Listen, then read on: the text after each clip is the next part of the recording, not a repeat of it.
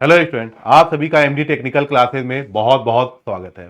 बच्चा लोग, जैसा कि आप लोगों को पता है कि डीआरडीओ में डिप्लोमा या आपने अगर आईटीआई कर रखा है तो अच्छी खासी वैकेंसी देखने को मिली हैं। एक शॉर्ट नोटिस आया है जिससे हमें ये पता है भाई कि जो बच्चे डिप्लोमा किए हैं उनके लिए भी अच्छी खासी संख्या में वैकेंसीज है, और जिन्होंने आईटीआई कर रखा है उनके लिए भी अच्छी खासी संख्या में वैकेंसीज है। अब ये जो शॉर्ट नोटिस आया है इसमें 2 पोस्ट की बारे में बात की गई है। ठीक है, तो मैं इस वीडियो के माध्यम से मैं सिर्फ बात करूंगा। उसमें एक पोस्ट है बेटा आपकी सीनियर टेक्निकल असिस्टेंट बी की, जिसके लिए एलिजिबल सिर्फ डिप्लोमा के स्टूडेंट होते हैं।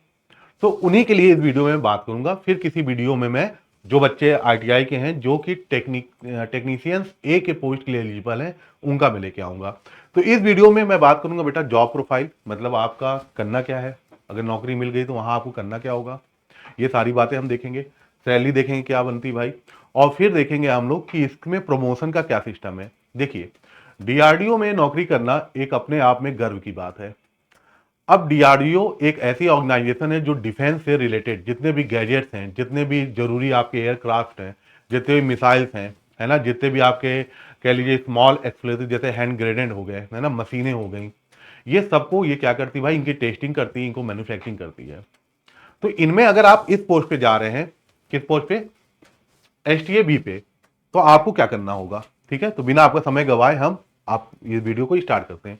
सभी लोग देखिए, defence research and development organisation DRDO की तरफ से ये एक शॉर्ट नोटिस आया है। यहां देखो, एक चीज पढ़िएगा, बड़ा अच्छा लिखा है, golden opportunity to join DRDO and serve the nation with pride. ये आपके सामने एक अच्छी अपॉर्चुनिटी है अपने देश के लिए गर्व से कुछ करने का। चलिए, अब बात करते हैं टोटल वैकेंसी। तो आपके सामने कितनी दिख रही है भाई, 764। पर इसमें देखिए 2 पोस्ट हैं। पहला जो मैंने बताया सीनियर टेक्निकल असिस्टेंट का, बी का, ठीक है, इसमें 561 टोटल पोस्ट है। और एक और पोस्ट है टेक्नीशियन ए का, जिसमें 203 पोस्ट है। तो मैं बात कर रहा हूं अभी वो पोस्ट की जिसके लिए एलिजिबल डिप्लोमा की स्टूडेंट है। ठीक है, पहले ये ध्यान रखिए बेटा, ये सेंट्रल गवर्नमेंट की नौकरी है, लेवल 6 की है। सैलरी की बात करें तो 35,400 से लेके 1,12,400 रुपए है। एज लिमिट की बात करें तो अनरिजर्व कैटेगरी के लिए 18 से 28 है।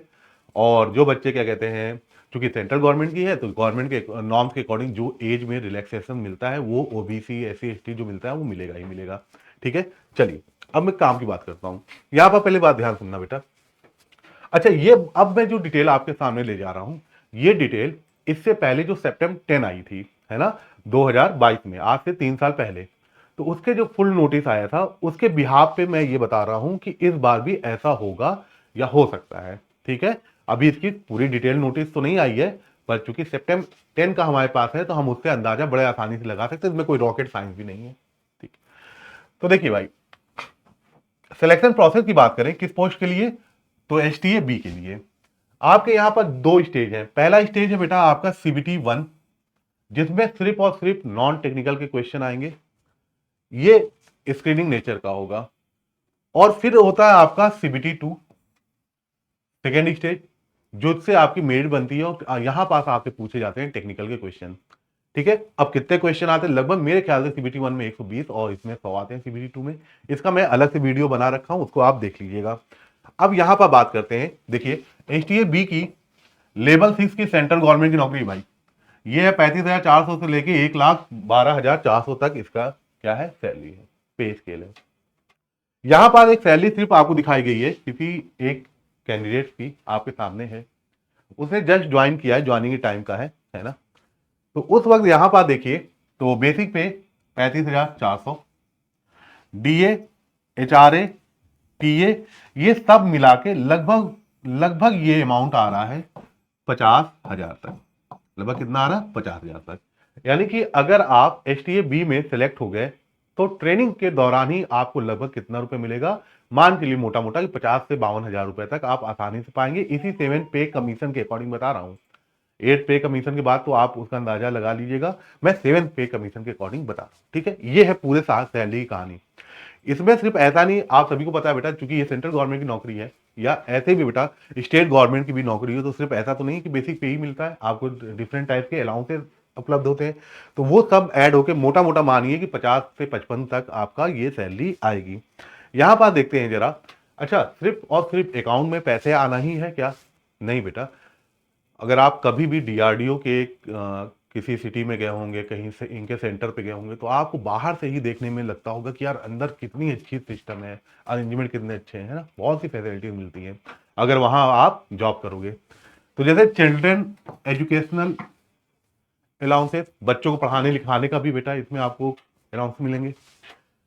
लीव ट्रेवल, अगर कहीं आपको क्या कहते हैं यात्रा पे जाना है तो उसके भी सारी चीज की व्यवस्था होगी।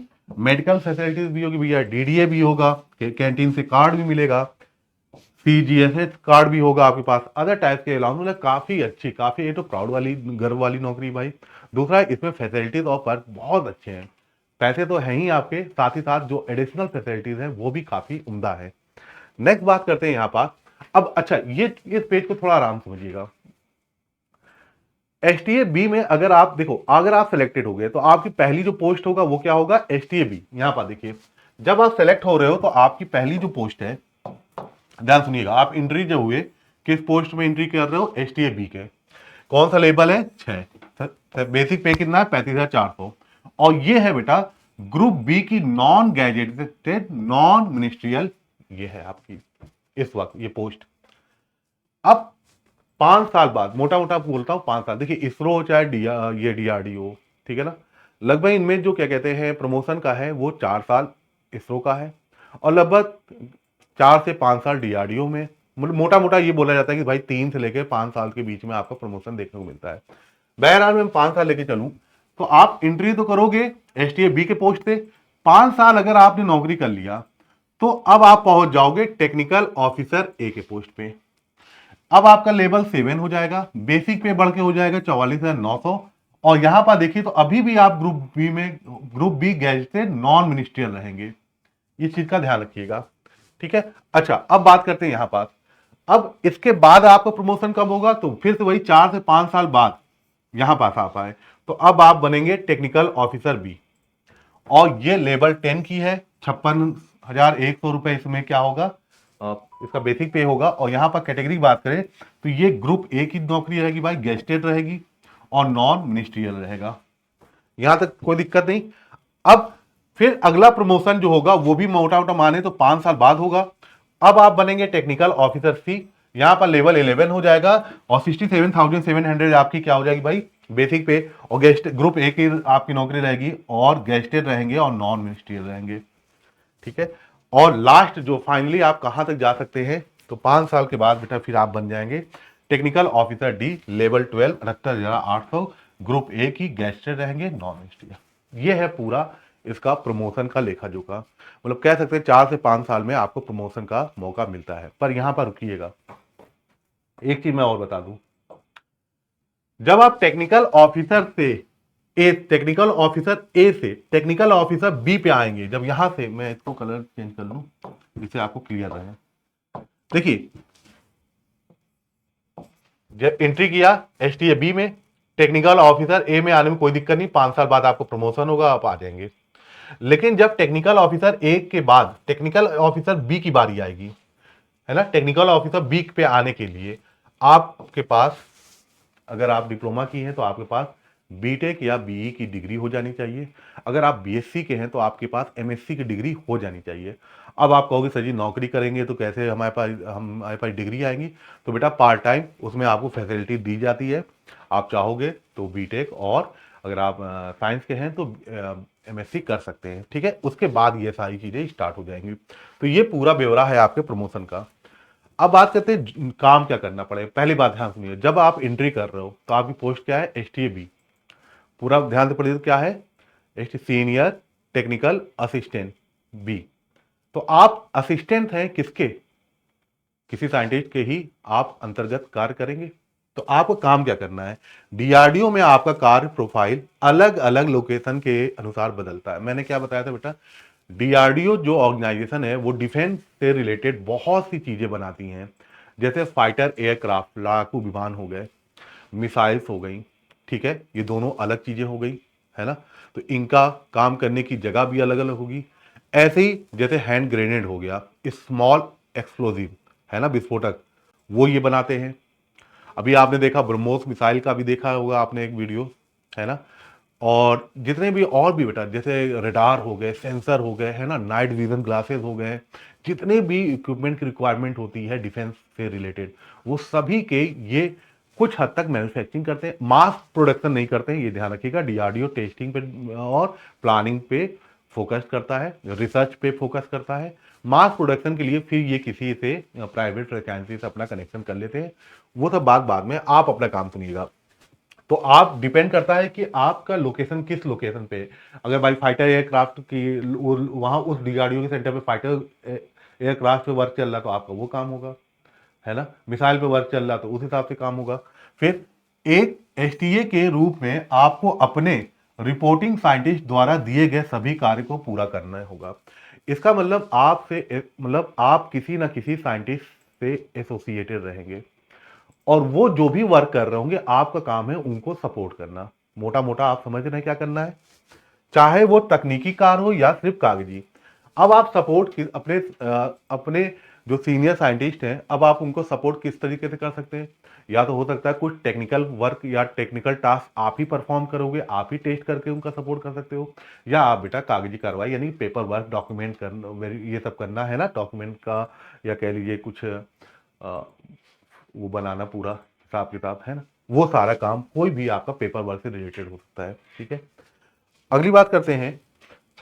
अब आप देखो नेचर ऑफ वर्क, तो वही चीज मैं समझा रहा था, तकनीकी का टेक्निकल वर्क भी हो सकता है भाई, और डॉक्यूमेंट्स जैसे रिपोर्ट्स बनाना, फाइल अपडेट करना, मेंटेनेंस आदि, ये सभी आप ही काम रहेंगे। सुपरवाइजरी भूमिका, है ना, यानी कि जैसे अब आपको हो सकता है सुपरविजन के लिए भी रखा जाए, है ना, आपके साइंटिस्ट ने बोला भाई कि लैब को आप थोड़ा देखते रहिएगा सब चीजें। फिर लिटरेचर सर्च और सर्वे करना, मतलब आपको हो सकता है कुछ जैसे आपके साइंटिस्ट ने कहा भैया ऐसा है कि थोड़ा सा इस पर्टिकुलर टॉपिक पे जाओ और रिसर्च करो, पढ़ो लिखो, और जरा बताओ इसमें क्या निष्कर्ष निकल रहा, ऐसा मतलब पढ़ने वढ़ने को भी आपको काम दिया जाएगा। टेस्टिंग की भी होगी, है ना, टेस्टिंग जैसे मान लो किसी, अब जैसे मिसाइल है, मिसाइल के ही, अब मिसाइल जाहिर सी बात है इतनी वेलोसिटी जाएगा तो उसमें वाइब्रेशन होगा ना, तो हो सकता है वाइब्रेशन की टेस्टिंग हो रही हो, तो ये सब काम आपसे भी कराएंगे। ठीक है, यानी पढ़ने के लिए और टेस्टिंग के लिए तैयार रहिएगा। और ये पूरा मैंने बताया कि डीआरडीओ के अंदर जाकर एसटीए बी की अगर आपके पोस्ट पे जाएंगे तो आपको क्या क्या करना पड़ेगा, काफी बेहतरीन है। कोशिश करिएगा, फॉर्म जरूर भरिएगा, मन से पढ़ाई करिएगा, ऐसे मौके बार बार नहीं आते। तो इसके लिए अब आप सुनिएगा, एमडी टेक्निकल क्लास की एक है फाउंडेशन बैच टेक्निकल का। ये टेक्निकल का जो फाउंडेशन बैच है एमडी टेक्निकल क्लासेस का, इस बैच में एक खासियत है कि आप कोई भी जूनियर इंजीनियर का एग्जाम दे रहे हो या कैसे भी टेक्निकल एग्जाम को फॉलो कर रहे हो, खासतौर से अगर आपने डिप्लोमा किया है, तो ये बैच आपके लिए बहुत अच्छा रहेगा, क्योंकि यहाँ सारे टॉपिक को बड़े डिटेल में पढ़ाया जाता है, बड़े कॉन्सेप्ट के साथ पढ़ाया जाता है, और बहुत न्यूमेरिकल्स के साथ पढ़ाया जाता है। तो अगर ये बैच कौन कौन सी ब्रांचों में, सिविल, मैकेनिकल और इलेक्ट्रिकल में, फाउंडेशन बैच है, पूरे एक साल के लिए आपकी वैधता रहेगी, वैलिडिटी रहेगी आपके पास। और इसमें सभी क्लासेस लाइव रहती हैं, किसी कारण से क्लास नहीं कर पाए आप तो कई बार रिकॉर्डेड देख सकते हैं। सभी स्टडी मटेरियल आपको दिए जाते हैं, है ना, जैसे वर्कशीट होगी, क्लास पीडीएफ होगी, प्रॉब्लम सीट होगी, सब कुछ आपको मिलता है सिर्फ कितने में, 899 में। तो इतने कम में आपको ये सारे फैसिलिटीज मिल जा रही हैं। अगर आप आरआरबी जेई 2025 को टारगेट कर रहे हो तो इसके लिए एमडी टेक्निकल क्लासेस के इंजीनियर बैच है। इंजीनियर बैच भी 3 अलग अलग बैच हैं। पहला बैच है कॉम्बो बैच, जिसमें सीबीटी 1 सीबीटी 2 के सारे सब्जेक्ट आपको मिलेंगे, सारे फीचर जो मैं बता चुका हूं फाउंडेशन बैच के, उसी फीचर के साथ 899 में। जो बच्चा सिर्फ सीबीटी 1 लेना चाहता है वो इस सारे फीचर के साथ यही बैच ले सकता है 699 का, और जो बच्चा सिर्फ सीबीटी 2 लेना चाहता है वो सारे फीचर के साथ इंजीनियर बैच ले सकता है 799 का। इन बैचों से या फाउंडेशन बैच से जुड़ने के लिए एमडी क्लासेस के ऑफिशियल ऐप को डाउनलोड करिएगा। मोबाइल नंबर, नेम इंटर करेंगे तो आपका मोबाइल पे इंटरफेस या लैपटॉप पे ऐसा दिखेगा, जिसमें कैटेगरी पे एमडी टेक्निकल क्लासेस कैटेगरी को सेलेक्ट करिएगा। सेलेक्ट करते इंटरफेस ऐसा दिखेगा। पेड कोर्स पे जाना है, पेड कोर्स पे जाएंगे तो यहाँ पर आपको इंजीनियर बैच और फाउंडेशन बैच नजर आएंगे। आप इनमें से जो भी बैच आपको चाहिए सेलेक्ट करिएगा, और किसी भी ऑनलाइन पेमेंट मोड से जो आपके लिए सुविधाजनक हो ये बैच परचेज कर सकते हैं।